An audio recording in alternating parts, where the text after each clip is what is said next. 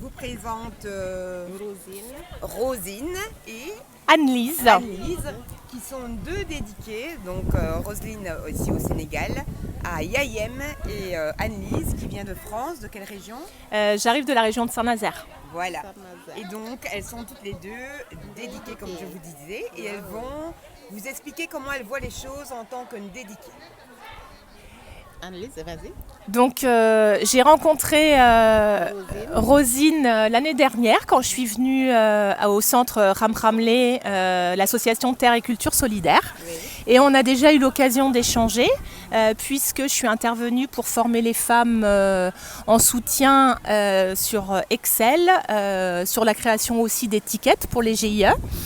Et Chantal donc, nous a proposé ce programme Ndédiqué. Et Rosie et moi, nous avons quelques points communs concernant notre parcours personnel.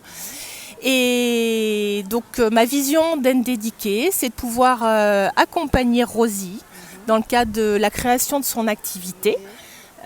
Tu peux nous dire ce que tu fais, Rosie? Merci Anne-Lise, merci Véronique, merci Sandrine. C'est gentil de vous rencontrer. Quel bon vent aujourd'hui. Aujourd'hui c'est le 11 mars. Une date inoubliable de faire la rencontre de son dédiqué. Ah, c'est vraiment chouette ça.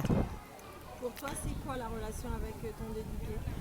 La relation avec ma dédiqué, c'est des relations très sérieuses puisqu'on va travailler, on va échanger des idées, on va s'accompagner de la France à Yayem. On va faire pas mal de choses, on va travailler ensemble avec le groupement aussi. Et mon travail, c'est la transformation des céréales locales et fruits et légumes. Transforme quoi en quoi exactement? Les confitures, des sirops, des céréales locales. Je fais du batik, des savonnettes. J'ai été formée pour ça. Donc je vais accompagner Rosie pour pouvoir exploiter au mieux ton activité et puis pouvoir créer des bénéfices aussi, surtout pour que Rosine et sa famille puissent vivre correctement. En plus, Yayem a une particularité, c'est que chaque maison a un arbre de planté. Et à titre personnel, voilà, c'est très symbolique pour moi les arbres.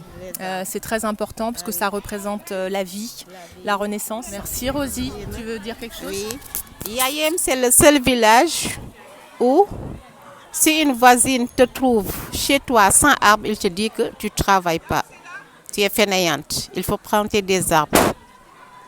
Si tu n'en as pas, elle va te donner.